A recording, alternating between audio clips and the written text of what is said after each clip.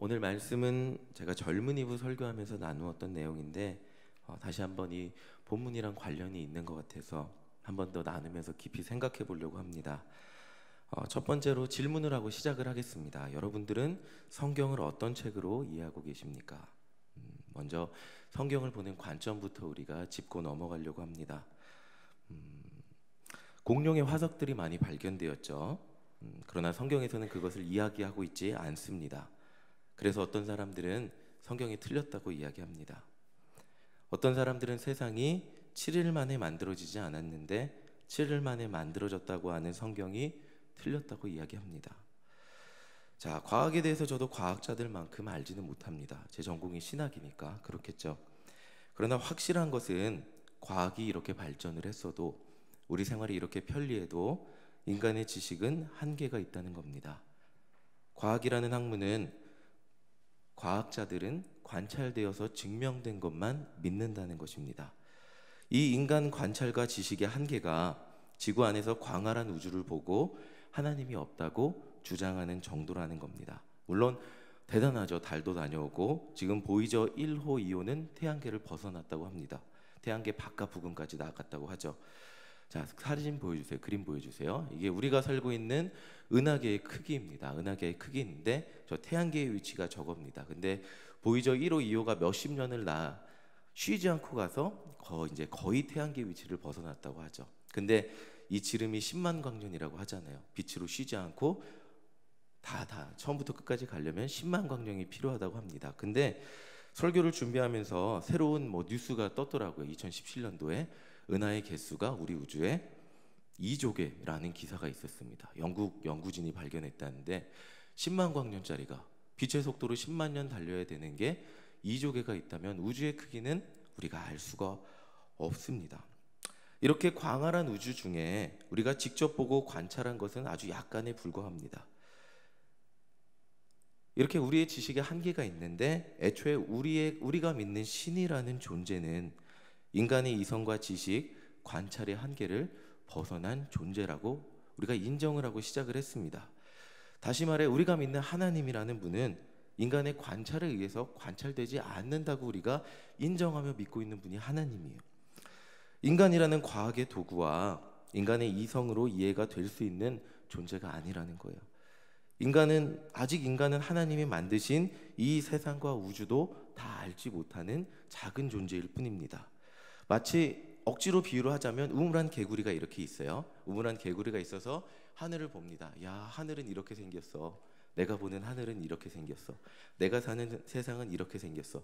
그 중에 과학자 개구리가 있어서 드론을 개발했습니다. 그래서 드론을 띄워서 지구 여기저기를 사막도 관찰해보고 저기 아프리카도 관찰해보고 유럽도 관찰해보고 그래서 이 세상은 이렇게 생겼어 라고 그 우물 안에 있는 과학자 개구리가 다른 개구리한테 설명하는 것, 이 정도가 우리가 알고 있는 우주와 세상에 대한 전부라는 겁니다. 그러나 이 아직 우물한 개구리는 자기가 왜 이 우물 속에 있는지 언제 왔는지도 잘 정확히 알지 못하는 상태라는 거죠. 우물이 어떻게 만들어졌는지도 모르는 상태라는 거죠. 자, 사실 과학이 주장하는 것은 아직 우리의 관찰 결과가 하나님의 은혜, 하나님이 있다는 증거를 찾지 못했고 하나님이 세상을 창조하셨다는 증거를 찾지 못했습니다. 이 정도에 불과합니다. 그러나 이성적인 관찰과 연구로 증명이 되지 않는 하나님에 대해서 기록해 놓은 책이 있습니다. 하나님에 관한 믿음을 가지고 기록해 놓은 책이 있습니다. 그 책이 바로 성경책이라는 거예요. 어떤 사람은 성경책이 과학적으로 맞지 않으니까 틀렸습니다 라고 얘기할 수 있겠죠. 그러나 성경책은 과학적인 사실을 주장한 책이 아닙니다. 젊은이부 설교 때 말씀드렸는데 자, 성경에서 천지창조의 7일을 과학적으로 증명하기 위해서는 7일이라고 했잖아요. 그러면 하루의 정의도 다시 내려야 됩니다. 우주 만물을 창조하신 분인데 지구에서 하루는 24시간이지만 금성에서의 하루는 116일이라고 합니다. 그렇다면 하루의 정의도 정확히 다시 내리면서 과학적으로 하루가 며칠이고 몇 시간이 돼서 어떻게 하나님이 창조하셨다라고 설명을 해야겠죠. 또 하나님이 세상의 시작 전에 수면 위에 운행하셨다 그러는데 어떤 원리로 운행하셨는지 과학적으로 설명을 해줘야겠죠. 그러나 성경은 그런 것에 전혀 관심이 없습니다. 그런 것들을 사람들에게 알려주려고 성경을 기록하지 않았다는 겁니다. 성경의 주인공은 하나님이십니다. 그리고 그 하나님이 인간을 하나님의 형상대로 만드시고 사랑하시고 구원하시는 이야기가 성경의 줄거리입니다. 다시 말하면 하나님과 인간의 사랑 이야기가 성경의 가장 핵심이 되는 줄거리라고 할 수 있습니다. 자, 세상 누구도 사랑 이야기에서 과학적인 관찰을 찾으려고 하지 않습니다. 그것이 실제로 있었던 일이라고 할지라도 사랑 이야기에서 과학적인 증거를 찾고 그것이 틀렸다고 사랑 이야기가 틀렸네 하지 않습니다. 성경도 마찬가지입니다. 성경 이야기가 과학적인 사실에 틀렸다는 게 아니라 성경은 성경이 관심 없는 것에 대해서 이야기해 주지 않고 있습니다. 천지 창조가 성경에 있는 이유는 이 세상의 창조에 대해서 과학적인 증명을 모세가 해주고 싶어서 이야기한 것이 아니라 성경의 주인공인 하나님이 이 세상을 만드셨고 우리 인간은 하나님 닮은 모습으로 만들어졌고 우리는 이 땅에서 하나님 사랑을 받으면서 생육하고 번성하는 존재로 축복을 받았다는 것을 이야기해 주는 것이 성경의 증언입니다. 그렇다면 성경의 사랑 이야기를 장르로 따지면 슬픈 사랑의 이야기 정도 되겠죠. 자, 그림 이거 다음 그림 보여주세요. 요 굉장히 2004년도에 나온 영화인데 이때는 정우성, 손예진이 굉장히 멋있었는데 이 포스터 보니까 조금 촌스럽더라고요. 자, 이 정우성과 손예진 얘기가 떠올랐어요. 성경 이야기를 줄거리로 한번 엮어보니까. 자, 이 영화 혹시 학생들 보셨어요? 안 보셨죠? 2004년도 맞을 거예요 아마. 너무 옛날 영화니까. 자, 이 손예진이랑 정우성이랑 사랑에 빠졌는데 손예진이 유전병이라서 알츠하이머병에 걸려서 27살에 기억력을 점점 잊혀져 가는 내용입니다. 둘이 너무 사랑하는데 여자의 기억력은 사라져요. 근데 문제는 뭐죠? 남자의 기억은 그대로 남아 있어요. 이 여자를 너무 사랑하는데 이 여자가 나를 까먹는 걸 계속 보고 있어요. 자, 이 이야기가 성경이랑 완전히 같지는 않지만 성경의 이스라엘 백성들도 이와 비슷하다는 거예요. 하나님이 너무 인간을 사랑하시는데 인간이 자기 필요할 때는 하나님 사랑해요 하다가 자기 필요가 없어지면 언제 사랑했냐는 듯이 까먹어요. 그리고 잊어먹어요. 하나님 언제 계셨어요?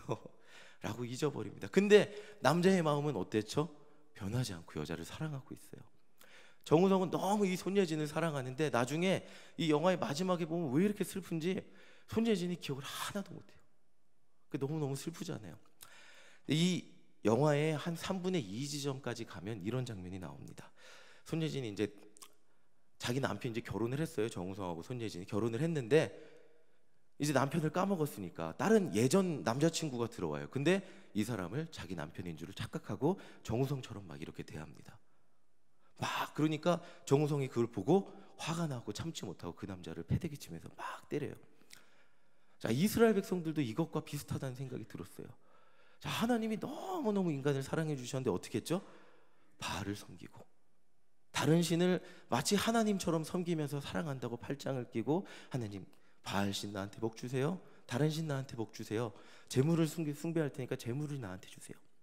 라고 하면서 막 그들을 사랑하면서 다른 신을 섬겼어요. 하나님이 보실 때는 어땠을까요? 그 마음이 정말 터질 것 같이 아팠겠죠. 화가 막 있는 듯이 났겠죠. 자, 그래서 이런 인간의 마음을 돌리기 위해서 하나님은 최후의 결단을 내리십니다. 자, 이러한 사랑 이야기의 핵심이 바로 이 성경의 기승전결의 구조를 이해한다면 4분의 3 지점에 있어요. 뭐죠? 4분의 3 지점? 복음서, 마태복음, 마가복음, 누가복음, 요한복음에 있습니다. 뭐죠? 하나님의 아들을 보내셔서 죽게 하신 사랑의 이야기입니다.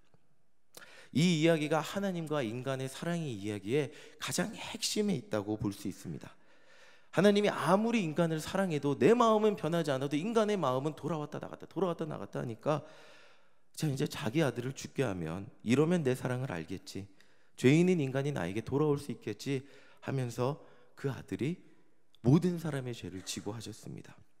이것이 모든 사람의 죄를 지고 죽게 하셨어요. 이것이 성경 이야기의 핵심이고 하이라이트입니다. 이것이 가장 성경 이야기의 기승전결로 따진다면 전 부분의 가장 핵심 부분에 있어요. 자, 이제 이 시각을, 이런 관점을 가지고 오늘 본문을 보겠습니다. 성경 전체를 보는 것이 아닌 누가복음에 기록된 예수님의 부활 사건을 보겠습니다. 자, 우리들이 제자라고 생각을 해볼게요. 오늘 우리가 함께 본 누가복음 24장은 죽은 줄만 알았던 예수님이 다시 돌아오는 장면이에요. 자, 영화로 치면 모든 희망을 다 가졌던 주인공의 아들이 저 죄면 모든 것을 해결해 줄 수 있어 이렇게 생각했는데 허무하게 갑자기 죽어버린, 어느 날 갑자기 탕 하고 죽어버린 그런 허무한 결말이 날 것 같은 그런 상황입니다. 자, 근데 예수님이 부활하셔서 그 모든 허무함과 갈등이 해결되는 순간이죠. 자, 우리는 이미 성경의 이야기를 다 알고 있어서 부활의 의미가 그 정도로 다가오진 않지만, 자, 우리가 그 당시 살고 있던 사람들이라고 생각을 해볼게요. 예수님 따르던 사람들. 자, 예수님이 눈앞에 죽었습니다. 우리가 예수님에게 희망을 가지고 예수님을 따랐는데 예수님이 우리 눈앞에서 죽었어요. 그러면 우리의 마음이 어떨까요? 아, 그래, 부활하셨겠지. 부활하실 거야. 3일만 기다리자. 부활하실 거야 라고 생각할까요? 아니면 아유, 예수님, 내가 그렇게 따랐던 예수님인데 결국에는 예수님도 로마 군들의 힘에 못 이겨서 죽으실 수밖에 없었구나 라고 하며 체념할까요? 자, 누가복음 24장 21절을 함께 읽어보겠습니다. 우리 함께 읽어보겠습니다. 우리는 이 사람이 이스라엘을 속량할 자라고 바랐노라. 이뿐 아니라 이 일이 일어난 지가 사흘째요. 자, 이 사람이 엠마오로 이제 엠마오 도상에서 예수님을 만나는 제자들이었는데 이렇게 얘기를 해요. 이 빨간색을 얘기하는 말하는 이 사람의 그 느낌이 어떠세요? 뭔가 이 체념한 듯한, 아, 그래, 예수님이 이 세상을 속량할 사람이라고, 이스라엘을 속량할 사람이라고 생각했어 라고까지 이런 느낌이 오진 않으세요. 근데 죽으셨어 라고 하면서 뭔가 체념한 듯한 이런 느낌을 주는 말투를 보여주고 있습니다. 이제 죽은 것을 확인했으니까 이제 예수님께 걸었던 모든 소망은 물거품이 됐어요. 이 세상에 그 누구도, 아무리 믿음이 좋은 제자들도 눈앞에서 죽었는데 예수님의 부활을 기대한 사람은 없었어요. 근데 소문이 들리기 시작합니다. 부활하신 예수님, 여자 제자들이 만났다는 둥, 베드로가 만났다는 둥. 자, 이렇게 소문을 듣고 증언을 들었을 때 부활하신 예수님이 나타났습니다. 제자들이 예수님을 보고 한 번에 부활하신 것을 믿었을까요? 부활하신 예수님 보고, 여러분들 부활하신 예수님이 딱 나타나셨을 때 한 번에 믿을 수 있으셨을까요? 당연히 믿지 못했습니다. 설교 초반부에도 말씀드렸지만 인간은 당연히 자신이 경험하지 못하고 들어보지 못한 것은 일단 의심합니다. 죽은 사람이 살아났다는 것, 그리고 그 사건이 내 눈앞에서 펼쳐졌다는 것, 한 번에 믿을 수 있는 사람이 몇 명이나 될까요? 37절 보겠습니다. 37절 함께 읽어보겠습니다. 시작. 그들이 놀라고 무서워하여 그 보는 것을 영으로 생각하는지라. 자, 눈앞에 예수님 나타났는데 어떻게 했죠? 사람인 줄 알았어요? 귀신인 줄 알았어요? 귀신인 줄 알았어요. 당연히 그렇게 생각을 하죠. 자, 그들의 반응은 놀라고 무서워했습니다. 제가 가끔 돌아가신 저희 할아버지가 보고 싶을 때가 있어요. 작년 3월일 거예요. 돌아가셨는데 가끔 보고 싶을 때가 있어요. 그래서 제 핸드폰에 놓고 가끔 보는데, 사모님께 말씀드린 적이 있는데 인터넷에 이런 얘기를 한 적이 있더라고요. 인생 꿀팁을 알려줄게. 시간 날 때마다 부모님의 동영상을 녹화해 두어라. 시간 날 때마다 할아버지 할머니의 동영상을 녹화해 두어. 그러면 보고 싶을 때 목소리 들을 수 있을 거야. 이런 얘기를 하더라고요. 저도 마찬가지로 할아버지의 목소리를 녹화를 해뒀으면 참 좋을 뻔했는데 그러진 못하고 그냥 사진만 있습니다. 보고 싶을 때 보는데, 저희 할아버지가 아무리 보고 싶다고 해서 어느 날 갑자기 저희 앞에 나타나신다면 제가 어떻게 할까요? 그걸 믿을까요? 믿어지지 않잖아요. 유령이라고 생각하겠죠. 그러나 예수님은 그들에게 진짜로 죽었다가 살아나셨음을 자신의 실제 몸으로 보여주셨어요. 38절 39절 우리 함께 읽어보겠습니다. 시작. 예수께서 이르시되 어찌하여 두려워하며 어찌하여 마음에 의심이 일어나느냐. 내 손과 발을 보고 나인 줄 알라. 또 나를 만져보라. 영은 살과 뼈가 없으되 너희 보는 바와 같이 나는 있느니라. 예수님 손발을 진짜 보여주셨어요. 이제는 믿을 수밖에 없죠. 자, 이제 눈앞에 살아난 예수님의 몸이 있으니까 믿을 수밖에 없었습니다. 그리고 예수님은 제자들과 함께 식사를 하셨고, 정말 예수님답게 이 말씀을 한번 보세요. 정말 예수님답게 그 다음에 뭐 하셨냐면 죽었다 살아나시고 오랜만은 아닌데 3일 만에 보셨는데 엄청난 일을 경험했는데 예수님답게 성경을 가르치셨어요. 와, 정말 예수님답다 싶더라고요. 성경을 가르치셨어요. 그 자리에서. 우리 44절 어떻게 가르치셨는지 보겠습니다. 함께 읽겠습니다. 시작. 또 이르시되 내가 너희와 함께 있을 때에 너희에게 말한 바 곧 모세의 율법과 선지자의 글과 시편에 나를 가리켜 기록된 모든 것이 이루어져야 하리라 한 말이 이것이라 하시고, 자, 예수님은 모세의 율법이 뭐죠? 모세오경을 보통 얘기합니다. 그리고 시편, 그리고 예언서, 이사야, 그리고 예레미야, 그리고 선지서들, 이런 것들을 얘기합니다.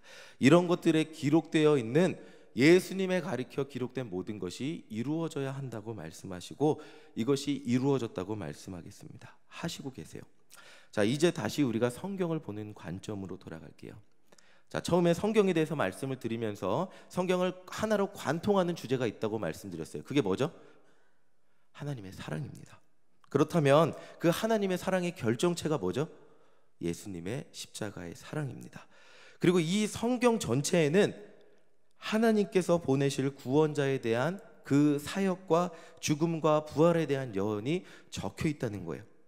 자, 그러니까 성경의 중심에는 하나님의 사랑이 적혀 있는데 하나님의 아들 예수 그리스도를 통해서 이루어질 사랑에 대해서 성경 전체에서 이야기하고 있다는 거예요. 이것이 성경을 지배하고 있는, 성경에서 갈등을 유발하고 있는 게 뭐죠? 자꾸 하나님과 인간의 갈등을 만들어요. 그게 뭐죠? 인간의 죄예요. 계속해서 갈등을 만들어냈는데 그 갈등을 해결한 유일한 해결책으로서 예수님이 이 땅에 오셔서 인간의 죄를 대신 지시고 죽으시고 부활하시는 것, 이것이 성경 전체에서 예언되고 이루어지고 있다는 거예요. 자, 예를 들어 드릴게요. 창세기 22장 18절 함께 보겠습니다. 자, 함께 읽어보겠습니다. 시작. 또 내 씨로 말미암아 천하 만민이 복음을 받으리니 이는 내가 나의 말을 준행하였음이라 하셨다 하니라. 자, 보세요. 아브라함에게 하나님이 약속하신 거예요. 내 씨로 말미암아 천하 만민이 복음을 받는다고 말씀하고 계세요. 그리고 마태복음 1장 1절 보겠습니다.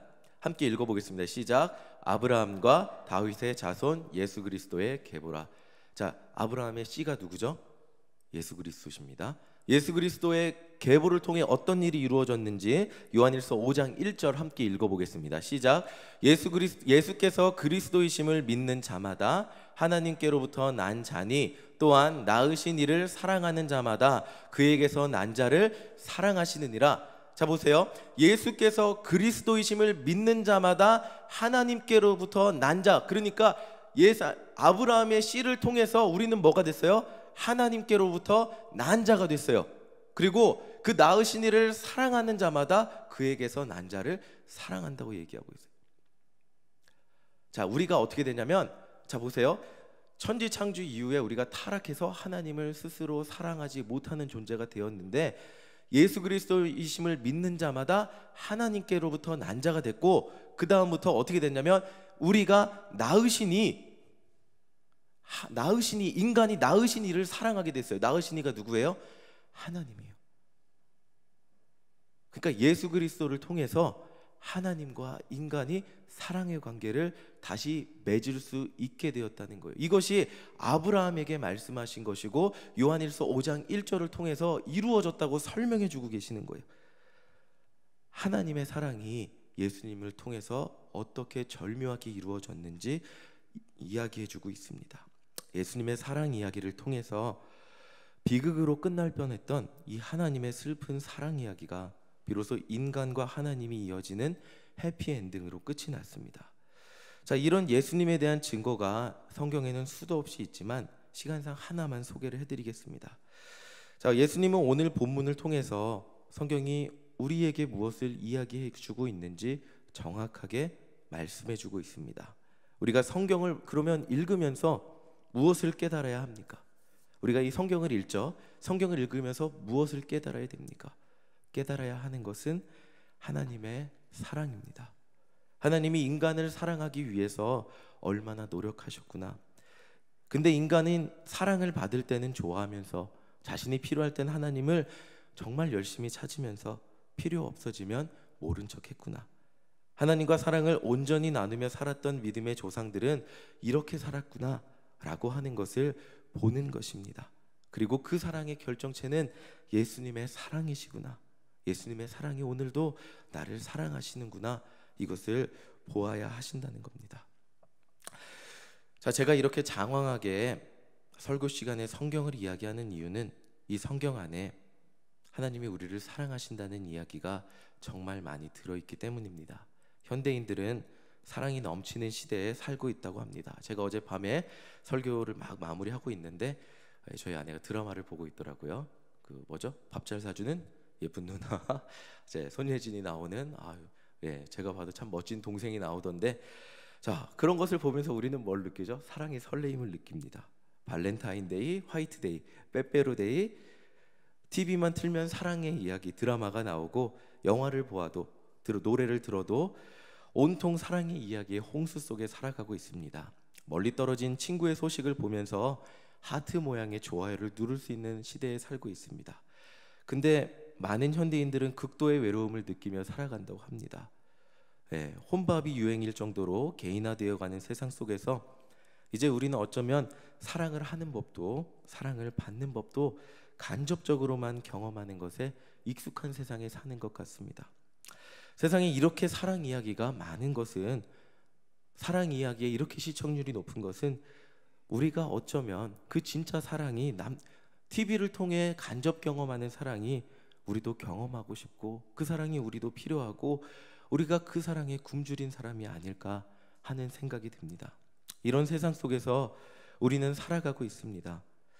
우리 역시도 이 세상을 살아가면서 세상 사람들과 같이 사랑에 목이 마릅니다. 사랑을 받고 싶고 또 사랑을 주고 싶습니다. 그리고 나도 좀 사랑의 간접 소비자가 아니라 사랑의 직접으로 사랑을 주는 그 주인공이고 싶습니다. 근데 그 여러분들을 향한 직접적인 사랑 이야기가 성경에 기록되어 있다는 것입니다. 여러분들을 사랑으로 만드시고 너무 사랑하셔서 여러분들을 위해서 하나님의 아들을 죽게 하신 그 이야기가, 하나님의 사랑의 메시지가 성경에 담겨 있다는 것입니다. 그러니까 우리가 성경을 읽어야 하는 이유는, 교회를 다니니까 좀 읽어볼까? 좋은 내용이 있다고 하니까 한번 읽어볼까? 목사님이 그렇게 열심히 읽어보라고 하니까 올해 한번 잘 살아보기 위해 읽어볼까? 이런 것을 뛰어넘어서는 것이라는 겁니다. 하나님 없이는 외로운 삶을 살 수밖에 없고, 하나님 없이는 내 삶이 언젠가 혼자서 외로울 수밖에 없는 내가 성경을 읽을 때 하나님이 얼마나 나를 사랑하시는지 깨닫게 해주시고 하나님의 사랑이 내 안에 가득 차게 해주시는 그 책이 바로 성경책이라는 겁니다.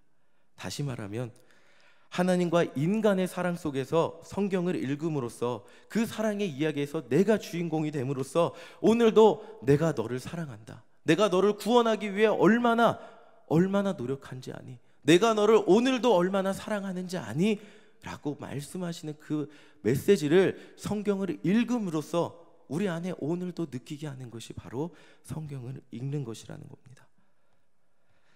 자, 이제 말씀을 마치며 여러분들은 성경을 읽으며 무엇을 기대하십니까? 오늘도 10장을 읽었다는 만족감, 오늘도 무언가 하나 했다는 의무감, 성경을 통해 우리가 깨달아야 하는 것은 하나님의 사랑입니다. 인생의 다양한 상황 속에서 다양한 사람들을 하나님이 어떻게 사랑하셨는지 깨닫는 것입니다. 나와 같은 사람을 어떻게 포기하지 않으시고 사랑하셨는지, 인도하셨는지 깨닫는 것입니다. 그리고 오늘도 살아계셔서 나를 사랑하신다는 그 음성을 듣게 되는 것입니다. 저도 성경을 의무감에 읽었던 사람입니다. 근데 성경을 천천히 집중해서 읽어보았습니다. 야곱이 도망가는 부분이 제 마음에 항상 걸려요. 제 장자가 되기 위해서 형을 속이고 가장을 파탄내고 도망가는 그 장면이 항상 제 마음에 걸립니다. 성공하기 위해, 자신이 원하는 것을 얻기 위해 가정을 풍비박산 만들고 형이 자기를 죽일 사람으로 만들고 빈털터리로 도망가는 그 야곱의 모습을 보며 때로는 저와 같다는 생각을 해보게 되었습니다. 야곱이 하나님과 씨름하며 놓지 못했던 그 간절함이 제 삶의 간절함 같이 느껴지기도 했습니다. 그래도 이렇게 잔머리 굴리고 자기밖에 모르고 자기 살아나겠다고 하나님 붙잡던 야곱에게 하나님이 하셨던 약속은 꼭 하나님이 저에게 하셨던 약속 같습니다. 내가 너를 포기하지 않고 내가 너를 붙잡고 내가 너를 떠나지 아니하리라. 이 하나님의 약속이 성경 안에 우리를 향한 약속으로 지금 담겨 있다는 것입니다. 여러분들이 이 말씀을 읽으며 하나님의 음성을 들으시기 바랍니다. 이제 말씀 마지막으로 누가복음 24장 47절 한번 읽어보겠습니다. 24장 47절 함께 읽겠습니다. 또 그의 이름으로 죄사함을 받게 하는 회개가 예루살렘에서 시작하여 모든 족속에게 전파될 것을 기록되었으니 48절 함께 읽어보겠습니다. 시작. 너희는 이 모든 일의 증인이라. 자, 여러분들 성경을 읽었으면 성경을 이야기하는 사람이 되라고 예수님이 말씀하십니다. 이것이 뭐냐면 마지막으로 이야기하는 건데, 예수님의 사랑을 성경을 통해 받았으면 사랑을 전하라는 사람이 되라는 것입니다. 전하는 사람이 되라는 것이에요. 이게 엄청난 변화죠. 나만 사랑하는 사람에서, 성경에서 나를 위한 사람이 되는 것에서 복의 근원이 되는 사람이 되는 것, 아브라함에게 약속하셨던 것처럼 그런 사람이 우리가 되는 것. 예수님은 제자들에게 이 말씀을 하고 마치세요. 너희가 이 일의 증인이라. 여러분들이 성경을 읽음으로써, 오늘 예배를 드림으로써, 하나님을 만남으로써 이 하나님의 사랑을 받은 증인이 되시기를 바랍니다. 하나님이 그 사랑을 사랑해 주세요 하면서 멀뚱멀뚱 쳐다보는 존재가 아니라 나도 예수님의 사랑을 받은 존재로서 증인이 되는 저와 여러분들 되시기를 간절히 소망합니다. 함께 기도하겠습니다.